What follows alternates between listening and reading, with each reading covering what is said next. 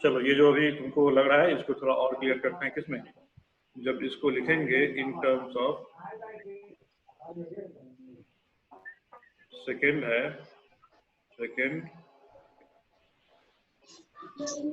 In terms of position vector, position vector,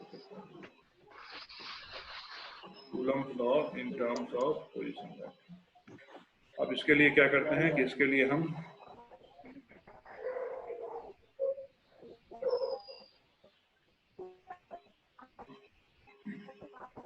axis choose कर लेते हैं।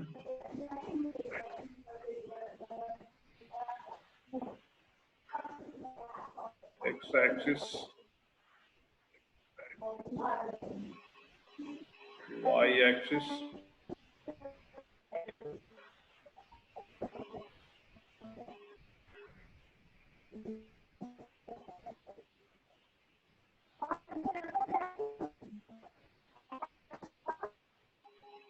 And Z axis. ये मान लो हमने ले लिया X axis, Y axis, Z axis. अब यहां पे हमने दो चार्ज डाल दिया। एक चार्ज सपोज कर लो यहां डाला Q1, Q1, और एक चार्ज सपोज कर लो यहां डाला Q2। ये O, ये X, X डैश,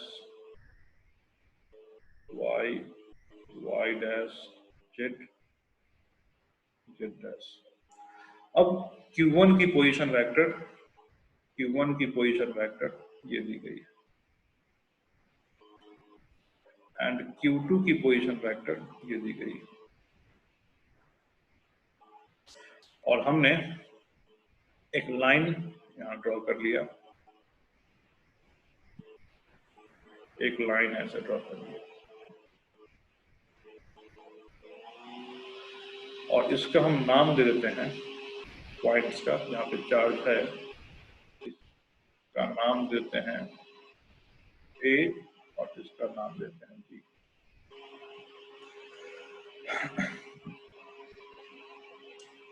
अब हमको चार्ज का नेचर नहीं पता, हमको चार्ज का नेचर फिलहाल नहीं पता कि कैसा नेचर है, पॉजिटिव नेचर है कि निगेटिव नेचर, हमको नहीं पता। ठीक है, और अब हम डिफाइन करना चाह रहे हैं एक यूनिट वेक्टर, या सिंपली एक वेक्टर डिफाइन करना चाह रहे हैं।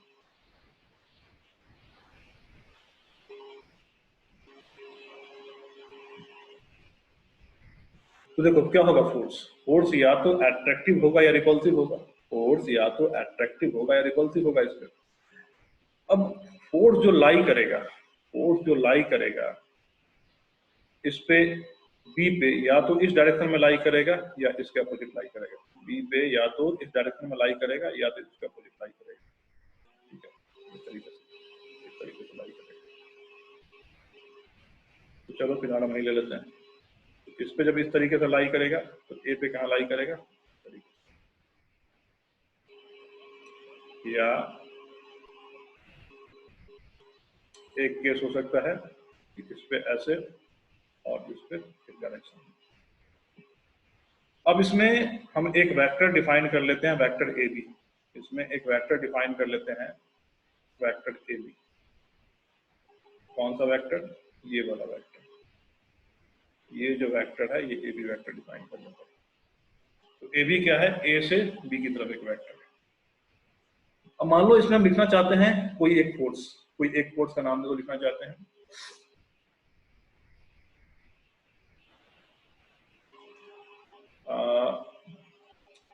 फिलहाल ये लिखना चाहते हैं force on 2 due to 1, force on 2 due to 1। तो फोर्स ऑन 2 ड्यू टू 1 क्या लिखा जाएगा? ये लिखा जाएगा magnitude of force due to 1 and unit vector in direction, unit vector in direction of force F21 ये लिख देंगे।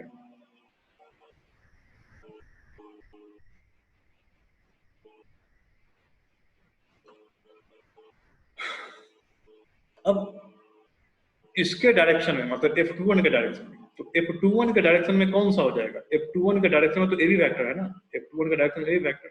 ये जो AB वेक्टर है इसी के अलोंग हम क्या करेंगे, यूनिट वेक्टर लिख देंगे। तो इसके अलोंग यूनिट वेक्टर कैसे लिखा जाएगा? तो ये लिखा जाएगा F21 का मॉड इनटू AB के अलोंग यूनिट वेक्टर, AB के अलोंग यूनिट वेक्टर। ये हो जाएगा F21 का mod into AB vector divided by AB की लेंथ, क्यों? क्योंकि हम नॉर्मल वेक्टर को लिख सकते हैं AB का जो भी मैग्नीट्यूड है और उसके डायरेक्शन में क्या यूनिट वेक्टर, यहाँ से यूनिट वेक्टर जो आ जाएगा तो vector AB divided by mod of vector AB and AB simply ये हम लिख सकते हैं, और जो यहाँ पे लिखा गया है F12 को क्या लिखा सकता है मॉड को, तो 1/4 पाई एप्सिलॉन Q1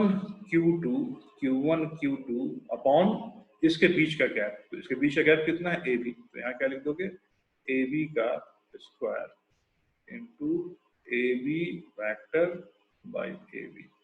इसको सिंप्लीफाई करके 1/4 pi epsilon Q1 upon AB का क्यूब AB वेक्टर। अब ये जो यहाँ पे AB का क्यूब है, दरअसल मॉड AB का क्यूब है, उसको लिख सकते हैं 1/4 pi epsilon Q1 upon mod of AB vector का क्यूब अपॉन AB वेक्टर, ऐसे लिख सकते हैं इसको। अब देख लो AB वेक्टर को क्या लिखा जाएगा, AB वेक्टर क्या लिखोगे, तो यहाँ एक राइट एंगल ट्रायंगल बन रहा है, यहाँ पे एक यहाँ पे triangle rule of vector addition हम फॉलो करेंगे, यहाँ पे triangle rule of vector addition follow करेंगे। तो देखो कैसे है, पहला वाला वेक्टर है OA, O से लेकर A, पहला वाला वेक्टर है OA और OA के हेड पे AB का टेल डाला गया है, AB का टेल डाला गया और उसमें यहाँ तक प्रोसीड किया गया है, और इन दोनों का जो वेक्टर सम है वो क्या है, OB है। तो हम लिख सकते हैं यहाँ से यूजिंग ट्रायंगल रूल,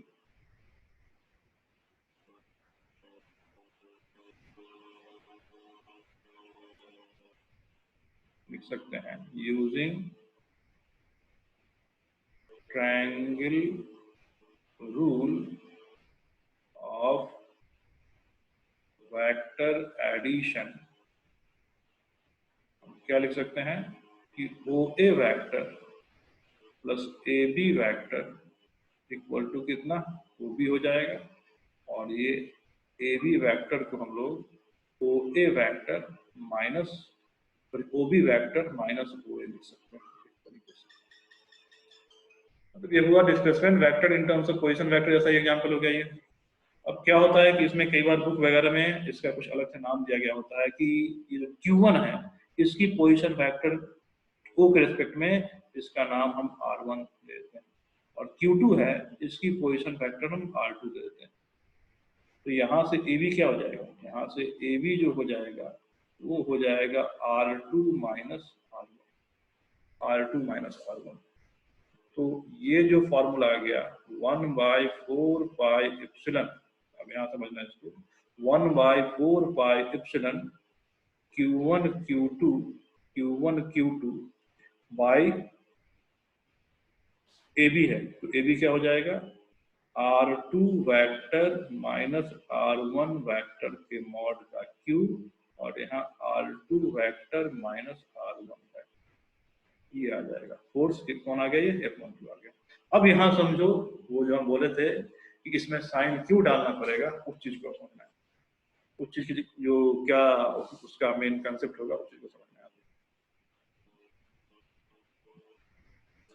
तो ये ठीक है सब लोगों को? Yes sir. यहाँ तक ठीक ना? इसको हटाएं? यस नो सर, एक मिनट। लिखो जल्दी।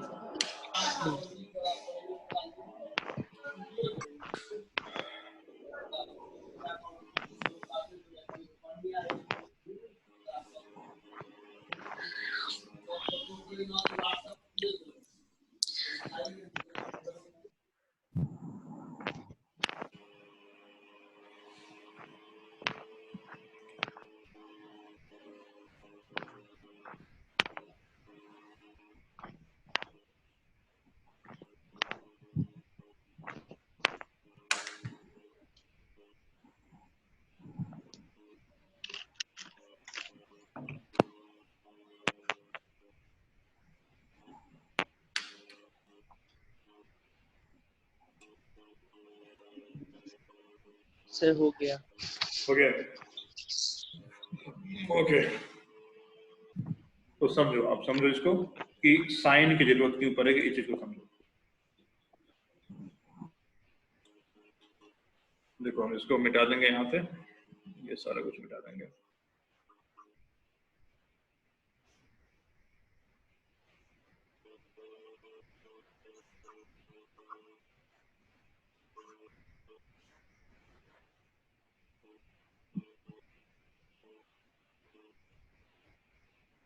अब समझो तुम्हारे पास फाइनल फॉर्मूला आ गया। क्या फॉर्मूला आ गया?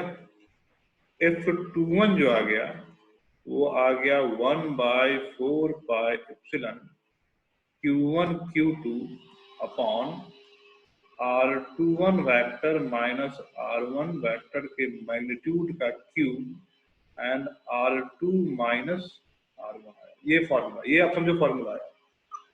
ये क्या आया? ये आया फॉर्मूला।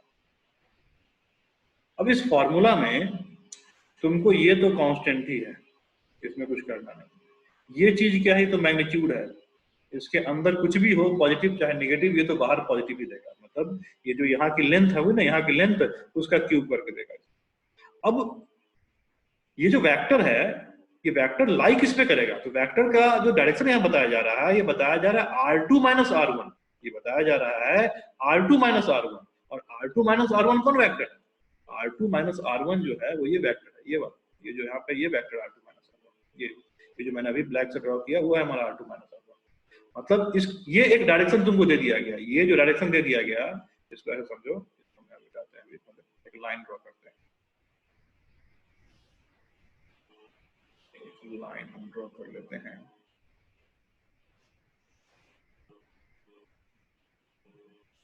एक ये वाला लाइन ड्रॉ कर लेते हैं, ये लाइन।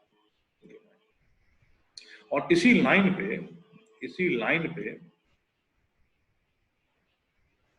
इस डायरेक्शन में जो ये वेक्टर है, इस वेक्टर का नाम क्या है? इस वेक्टर का नाम जो है ये है R2 माइनस R1 वेक्टर। अब ये फिक्स रहेगा, क्यों? क्योंकि तुमको रिफरेंस दिया गया है, यहाँ X Y Z coordinate system reference दिया गया है, और उस रिफरेंस में ये R1 vector and R2 vector given है। ये R1 vector and R2 vector given होगा तो तुमको ये R2 माइनस R1 भी तुम उससे निकाल के इसका एक फिक्स डायरेक्शन कर सकते हो। और अब इसको रिफरेंस मान के तुम यहाँ पे जो फोर्स आ रहा है, फोर्स एक्सर्ट हो रहा है, उसकी डायरेक्शन निकाल रहे हो। अब या तो फोर्स इसके अलोंग होगा या इसके अपोजिट हो जाएगा। अब हम नहीं जानते हैं। हमने जो फॉर्मूला एक निकाल लिया, अब इसमें ये पॉजिटिव है कि निगेटिव है ये हम नहीं जानते, इसका नेचर हमको नहीं पता है, बस हमने निकाल लिया है। ठीक है। अब अगर ये दोनों सेम साइन का, अब अगर ये दोनों, हमने ये डायरेक्शन हमने डिफाइन कर लिया, और ये कॉन्फिगरेशन दिया हुआ है, हमको इसका साइन नहीं पता। अब इस फॉर्मूले में हम Q1 और Q2 अपने तरफ से डालते हैं, और जो डालेंगे उसके हिसाब से ये फोर्स कहाँ एक्ट करेगा पता चलेगा। अगर यहाँ Q1 पॉजिटिव हो जाए, Q2 पॉजिटिव हो जाए, या ये नेगेटिव हो जाए, तो Q1 इंटू Q2 क्या हो जाएगा? ये पॉजिटिव रहेगा। तो इस F12 का डायरेक्शन ऑलवेज इसके अलोंग ही रहेगा। मतलब ये चीज तो तुमको मैग्नीट्यूड दे देगा, और इस F12 का डायरेक्शन इसके अलोंग रहेगा। लेकिन अगर इसमें Q1 पॉजिटिव हो जाए एंड Q2 निगेटिव हो जाए, Q2 निगेटिव हो जाए तो ये Q1 इंटू Q2 क्या आ जाएगा, निगेटिव आ जाएगा। और जब एक पॉजिटिव एक निगेटिव हो जाएगा, इस F12 का डायरेक्शन इसके अपोजिट हो जाएगा, ये डायरेक्शन हो जाएगा इसका, ये जो F12 है ये इसके अपोजिट इस डायरेक्शन में आ जाएगा। मतलब जो हम अपना एक वेक्टर डिफाइन कर चुके हैं उस अब क्या हो जाएगा, यही फोर्स उस केस में क्या हो जाएगा, एक निगेटिव एक पॉजिटिव होने से यही उसके अपोजिट आ जाएगा। अब अपोजिट आ जाएगा मतलब हमने जो वेक्टर लिया है उस वेक्टर के निगेटिव डायरेक्शन हो जाएगा, जो कि यहाँ पे क्लियरली इससे शो हो जाएगा। कैसे हो जाएगा कि ये जो हम डालेंगे, ये हम अगर साइन ना डालें, इसमें हम केवल मैग्नीट्यूड रहने दे, साइन ना डालें, तो हर एक केस में चाहे ये पॉजिटिव पॉजिटिव हो, पॉजिटिव निगेटिव हो, हर एक केस में कहाँ पॉइंट आउट करता रहेगा, ये इसके अलोंग पॉइंट आउट करता रहेगा। लेकिन ऐसा तो नहीं होना चाहिए, एक केस में ये इसके अलोंग पॉइंट आउट करेगा और एक केस में इसके ये अपोजिट पॉइंट आउट करना चाहिए। और इस बात का पता तभी चलेगा जब इस फॉर्मूला को अगर हम इस्तेमाल कर रहे हैं, जब हम vector form of coulomb law, इसी सेटअप को, इसी पूरे फॉर्मूला का इस्तेमाल कर रहे हो कि आगे क्वेश्चन में तुम अपना ही सेटअप ले लिए कि जो भी क्वेश्चन मिलेगा उसमें Q1 यहाँ रखोगे, Q2 यहाँ रखोगे। अब जो भी सेटअप मिलेगा उसी हिसाब से अगर तुम डिफाइन करते हो कि उसमें जो पोजीशन वेक्टर R1 इसको मानोगे, R2 इसको मानोगे, और इस फॉर्मूले को अगर इस्तेमाल करते हो भविष्य में, तो इसमें तुमको Q1 और Q2 जो है प्रॉपर साइन के साथ डालोगे, तभी तुम्हारा फोर्स जो है डायरेक्शन में एप्रोप्रिएट डायरेक्शन को पॉइंट आउट करेगा।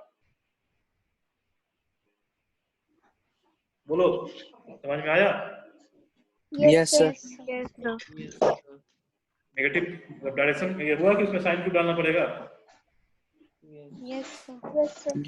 ओके।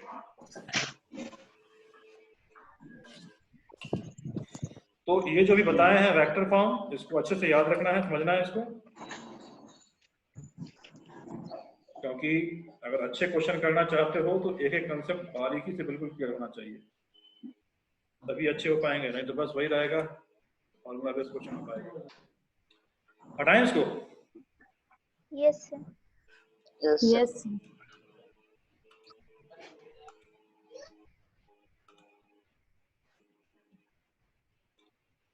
अब अगर एक से अधिक मतलब दो से अधिक चार्ज आ जाएगा, दो से अधिक चार्ज आ जाएगा, जैसे मान लो एग्जांपल ले लिए, यहाँ पे एक चार्ज Q1 है, एक चार्ज Q2 है, एक चार्ज Q3 है, अब 3 चार्ज आ गए। अब इस केस में तुमको इस पे लगने वाला फोर्स पूछ रहा है, तो क्या हो जाएगा, इस केस में दो फोर्स आ जाएगा इस पे, एक तो इस लाइन के अलोंग और दूसरा जो एक्ट करेगा वो इस लाइन के अलोंग एक्ट करेगा। अब फिर वही डिपेंड करता है कि चार्ज का नेचर कैसा है, अगर ये पॉजिटिव है, ये पॉजिटिव है और मान लो ये नेगेटिव है, तो कैसा होगा, तो इसमें देख सकते हो, इसमें जो फोर्स हो जाएगा पॉजिटिव पॉजिटिव, तो एक कोई रिपल्सिव फोर्स लगाएगा, ये एक जो है ये रिपल्सिव फोर्स लगाएगा, और ये Q इसको अट्रैक्टिव फोर्स लगाएगा इस तरीके से। अब यहाँ जो हम फोर्स लिखेंगे, इस पे दो फोर्स लगेगा Q1 पे एक फोर्स लगेगा Q2 के द्वारा, तो ये हो जाएगा, और एक फोर्स लगेगा इसके द्वारा, तो ये हो जाएगा। अब नेट फोर्स जो हो जाएगा, net force and on one अगर पूछेगा तो क्या हो जाएगा, F12 प्लस F13, इस हिसाब से एडअप कर देंगे, इस चीज पर एडअप कर देंगे। तो अब यहाँ पे दो चार्ज हो या दो से अधिक चार्ज हो, तुमको अगर किसी एक पे बाकी सबके द्वारा फोर्स पूछ रहा है तो क्या करना होगा, इस सब के द्वारा जितने फोर्स आएंगे उनको ग्राफिकली ड्रॉ करके उनका वेक्टर सम निकाल के जो भी डिफरेंस दिया रहेगा उस डिफरेंस के रिस्पेक्ट में आंसर करना पड़ेगा। अब इसी में कुछ शॉर्टकट है, एक शॉर्टकट है ऑलरेडी वेक्टर में बता चुके हैं, फिर यहाँ बता दे रहे हैं, उस शॉर्टकट को तुम्हें इस्तेमाल करना है। तो देखो एक है some vector shortcut, vector shortcut use for calculation of force. बहुत लोग जानते भी होंगे, जो लोग नहीं जाने वो जान लें। यहाँ पे क्या शॉर्टकट है कि मान लो मेरे पास एक वेक्टर दिया गया है, क्योंकि फोर्स एक वेक्टर तो हम फोर्स भी ले सकते हैं, एक और वेक्टर दिया गया है एक और वेक्टर ऐसे दिया गया है, एक वेक्टर ऐसे दिया गया है, ठीक है। अब ये होना चाहिए कि मान लो ये जो है वेक्टर ए है, इसमें से एक वेक्टर ए है और एक वेक्टर बी है, और इसके बीच की एंगल जो है ये थीटा है। अब यहाँ गिवन क्या होगा? गिवन कुछ ऐसा होगा कि गिवन होगा mod of vector A equal to mod of vector B, मतलब दोनों का मैग्नीट्यूड क्या होना चाहिए? सेम होना चाहिए। अब इसका रिजल्टेंट जो आएगा, तो रिजल्टेंट कैसे आएगा? रिजल्टेंट के लिए क्या बनाना पड़ेगा? ट्रायंगल या पैरेलल बना मान लो हम ट्रायंगल बनाते हैं, यहाँ पे ट्रायंगल बनाते हैं, फिर पैरेललोग्राम बनाते हैं, एक ऐसे ले लिया और एक ऐसे ले लिया इस तरीके से, और रिजल्टेंट जो आ जाएगा इसका, रिजल्टेंट जो आ जाएगा ऐसे आ जाएगा, ये रिजल्टेंट वेक्टर। अब रिजल्टेंट वेक्टर का ये है आर वेक्टर, ये है आर वेक्टर। अब इस केस में रिजल्टेंट वेक्टर का जो मैग्नीट्यूड होता है वो ऑलरेडी हम बता चुके हैं, और नहीं बताया है तो आसानी से निकाल सकते हो। रिजल्ट लिखते हैं, ये मान लो ये किसके इक्वल है? दोनों का मैग्नीट्यूड x के इक्वल है, मतलब a प्लस a और वेक्टर b का जो मॉड है वो x के इक्वल है। तो रिजल्टेंट का जो मैग्नीट्यूड जाएगा, तो ये जो एरो लेंथ हो जाएगी, एरो लेंथ ये हो जाएगा 2 into x into cos theta by 2, ये रिजल्टेंट का क्या हो जाएगा? मैग्नीट्यूड, मतलब ये एरो लेंथ। और मान लो रिजल्टेंट वेक्टर ए से अल्फा एंगल बना रहा है, रिजल्टेंट वेक्टर ए से अल्फा एंगल बना रहा है, तो direction of R vector with respect to A vector जो है वो क्या है? अल्फा, और अल्फा इस केस में हो जाता है थीटा बाई 2। अब इसका डिटेल नहीं बता रहा है, डिटेल नहीं बता रहा है क्योंकि बहुत लोगों को पता होगा वेक्टर में ऑलरेडी कौन सा इसका डिटेल निकालना है, तो तुम आर का जो मॉड होता है A square plus B square plus 2ab cos theta से सिंप्लीफाई करके ये निकाल लोगे, और अल्फा जो है ये tan alpha equal to B sine theta divided by a plus B cos theta से ये निकाल लोगे यहाँ से। तो तुम्हें ये इस्तेमाल करना है। तो ये कब इस्तेमाल होगा? ये इस्तेमाल होगा कि आगे भविष्य में जब भी कभी दो वेक्टर, अब यहाँ वेक्टर कौन है? यहाँ तो फोर्स ही वेक्टर है, तो जब भी तुमको ऐसा होगा, क्वेश्चन में दिया गया होगा कि किसी चार्ज पे दो फोर्स लग रहे हैं और उन दोनों का फोर्स का मैग्नीट्यूड अगर सेम है, दोनों के फोर्स का मैग्नीट्यूड सेम है, तो उसकी रिजल्टेंट जो है वो इस फॉर्मूले से और डायरेक्शन इस फॉर्मूले से डायरेक्टली तुरंत कैलकुलेट कर सकते हो। और आगे तुमको जो भी क्वेश्चन आएगा, स्पेशली एग्जाम में क्वेश्चन आएगा, उस क्वेश्चन में चांसेस है कि बहुत सारा क्वेश्चन में क्या हो जाए कि वेक्टर जो फोर्स है वो मैग्नीट्यूड में क्या हो जाए? सेम हो जाए। तो उसमें ये फॉर्मूला काफी हेल्पफुल होता है। जैसे इसमें कुछ हम एग्जांपल देखते हैं, कि मान लो एक फोर्स वेक्टर किसी चार्ज पे इधर लग रहा है और एक फोर्स वेक्टर इधर लग रहा है, और उन दोनों का मैग्नीट्यूड क्या है? एफ है। इन दोनों का मैग्नीट्यूड एफ है। इनका रिजल्टेंट क्या है? इन दोनों के बीच की एंगल कितनी है? 90। इनका रिजल्टेंट क्या हो जाएगा? रिजल्टेंट ये हो जाएगा, रिजल्टेंट वेक्टर। तो इसकी एफ नेट कितनी हो जाएगी? एफ नेट कितना आ जाएगा? तो हम इसी फॉर्मूला से निकाल लेंगे, यहाँ निकाल लेंगे। यहाँ कितना आएगा? यहाँ जो आ जाएगा एफ नेट, ये आ जाएगा 2 इंटू ये एक्स कौन सा हो जाएगा? एफ हो जाएगा, एफ इंटू कितना? cos 90 degree by 2। क्यों? क्योंकि थीटा यहाँ पे कितना है? 90 है। तो एक तो तुम कह सकते हो कि ये तो मैग्नीट्यूड हो जाएगा, और डायरेक्शन इस एफ से, नीचे वाले एफ से कितना बनाएगा? ये अल्फा, ये अल्फा कितना हो जाएगा? 90 बाई 2 कितना आ जाएगा? 45 आ जाएगा। डायरेक्शन तो 45 डिग्री आ गया, एफ नेट की वैल्यू कितनी हो गई? ये हो गया 2 into F into cos 45 degree. तो ये हो जाता है कितना? cos 45 कितना? 1/√2 हो जाता है। तो f इंटू 1/√2 ये कैंसिल हो गया, इससे कितना? √2 आ गया, ये आ गया √2f आ गया। तो यही क्या हो गया? रिजल्टेंट की वैल्यू हो गई। तो तुम डायरेक्टली उसको हम बोल सकते हो। या फिर मान लो एग्जांपल में और हो सकता है कि एक फोर्स F ऐसे हो, दूसरा फोर्स F ऐसे हो, और इसके बीच की एंगल 60 डिग्री हो जाए, ये एंगल 60 डिग्री हो जाए, तो रिजल्टेंट जो निकलेगा एफ नेट ऐसे करके निकलेगा, ये कितना एंगल बनाएगा, ये एंगल बनाएगा 30 डिग्री, और यहाँ पे एफ नेट जो हो जाएगा, एफ नेट का जो मैग्नीट्यूड हो जाएगा, फिर इसी में हम फॉर्मूला डाल के निकाल सकते हैं, और जो निकल के आएगा आफ्टर सिंप्लीफिकेशन √3f आ जाएगा। या फिर नेक्स्ट एग्जांपल देख सकते हैं कि ये ले लो यहाँ पे इस तरीके से, और ये ले लो यहाँ इस तरीके से। अब जो एंगल है इसके बीच की एंगल वो कितनी 120 डिग्री, ये भी एफ है, ये भी एफ है 120 डिग्री, इसका रिजल्टेंट कुछ ऐसा निकलेगा, ये आएगा एफ नेट आएगा, इसकी जो एंगल हो जाएगी इससे कितनी हो जाएगी, हाफ हो जाएगी 60 डिग्री, और इसका जो मैग्नीट्यूड हो जाएगा कितना हो जाएगा, एफ हो जाएगा। इस तरीके से निकाल सकते हैं।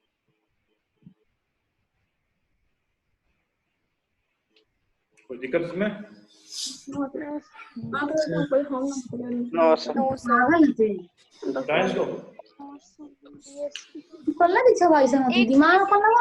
इसको हटाएं।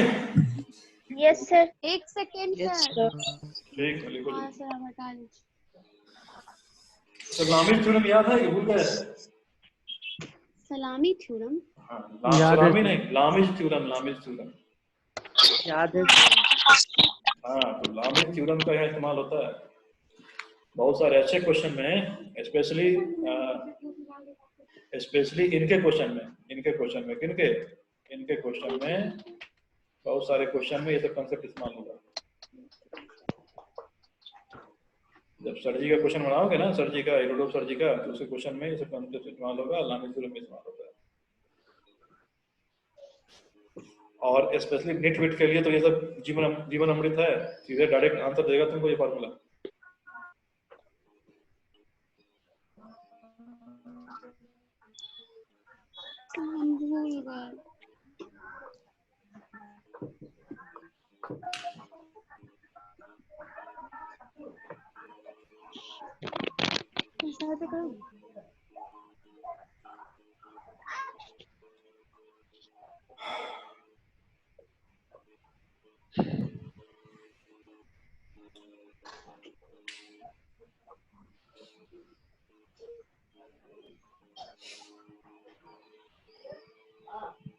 हो गया? Yes sir. Yes sir. चलो लामिज थ्योरम भी एक बार देख लो, जो लोग नहीं जानते हैं। इसी वेक्टर शॉर्टकट में एक है लामिज थ्योरम, लामिज थ्योरम।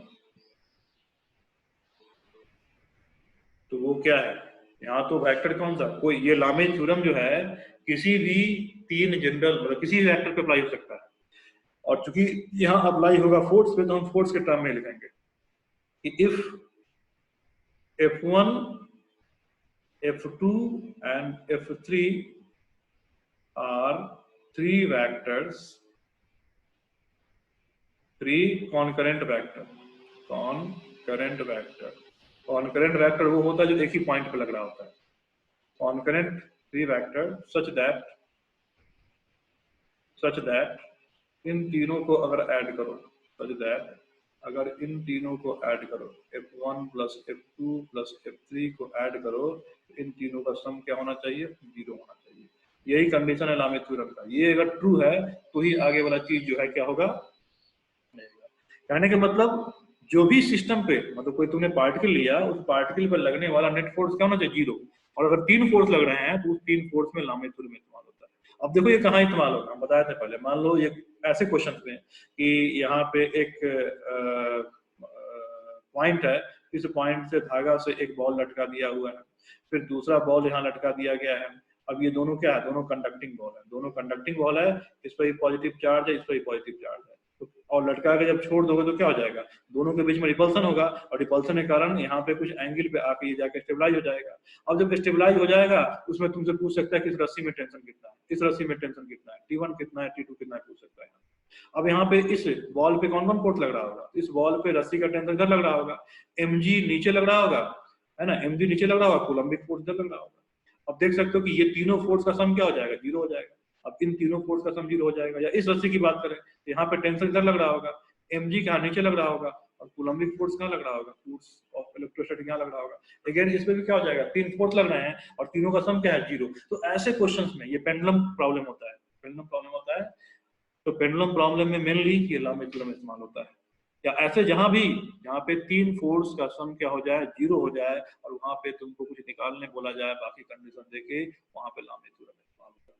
तो बस तुम्हें ये पता होना चाहिए कि 3 फोर्स दिया गया है, 3 कोई वेक्टर दिया गया सेम नेचर का और उनका सम क्या है, सेम 0 है। और साथ में उसकी फिगर भी हम देते हैं कि मान लो यहाँ इस पॉइंट पे तीनों एक्ट कर रहा है, एक लग रहा है इधर F1 इस डायरेक्शन में, एक लग रहा है F2 रैंडम डायरेक्शन है, F2 इस डायरेक्शन में और एक लग रहा है F3 इस डायरेक्शन में।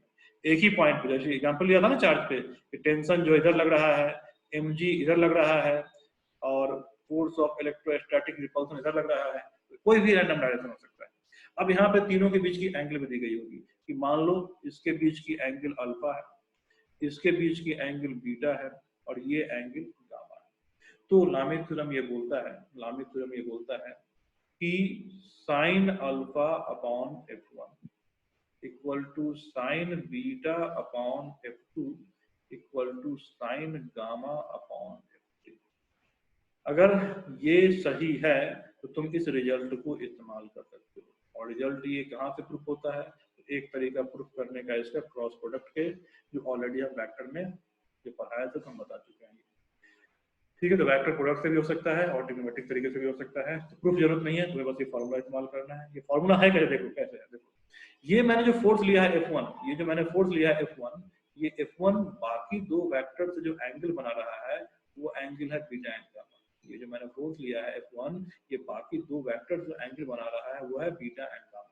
ठीक है, अब यहाँ F1 के साथ जो साइन ऑफ एंगल आया है, F1 के साथ जो साइन ऑफ एंगल आया है वो एंगल है जो F1 इन दोनों के साथ नहीं बना रहा है। या कह लो F1 जहाँ पे है, F1 जो है, F1 के ठीक अपोजिट वाला जो एंगल है, F1 जहाँ पॉइंट कर रहा है ना, उसके ठीक अपोजिट वाला जो एंगल है वो कौन सा एंगल आता है।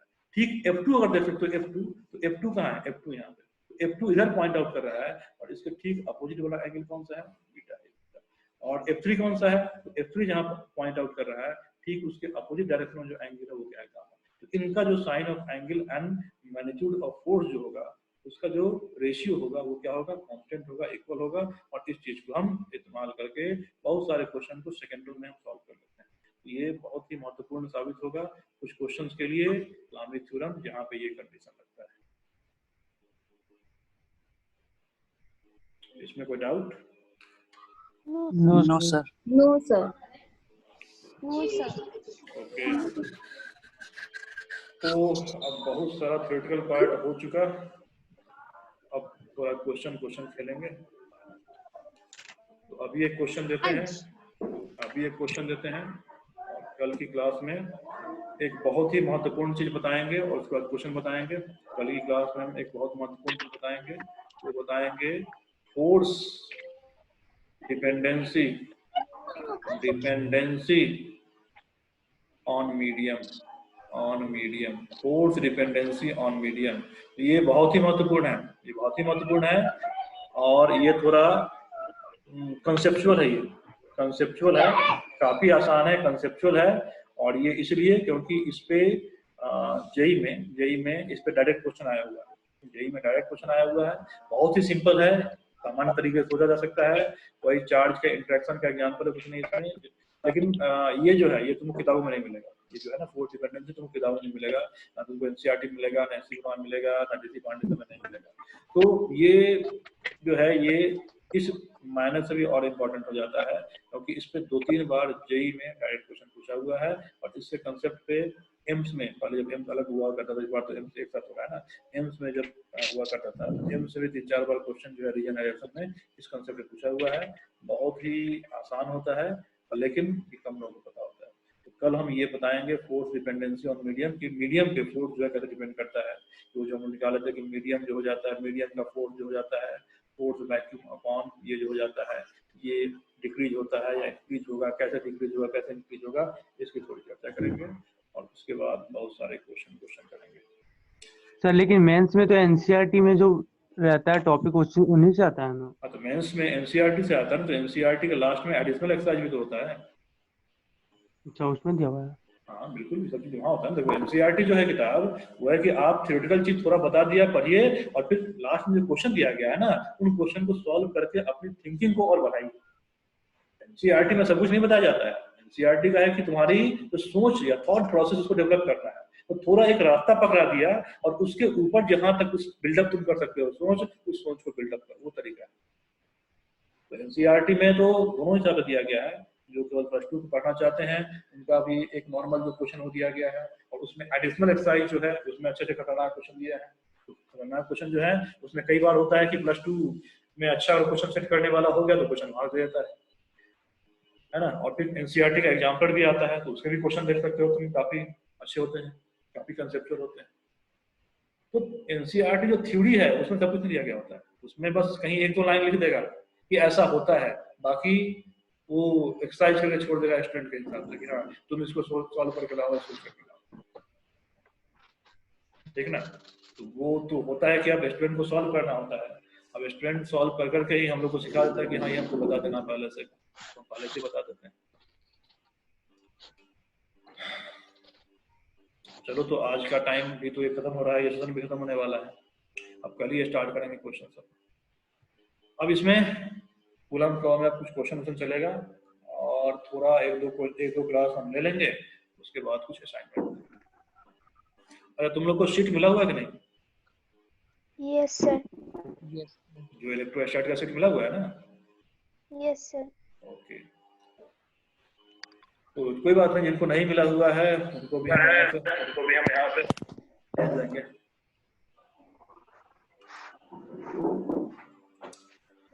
ओके, तो आज की क्लास यहीं तक, बाकी अब कल। भैया क्या कुछ बोल रहे हो क्या? बस सर। चलो फिर आज की क्लास यहीं तक।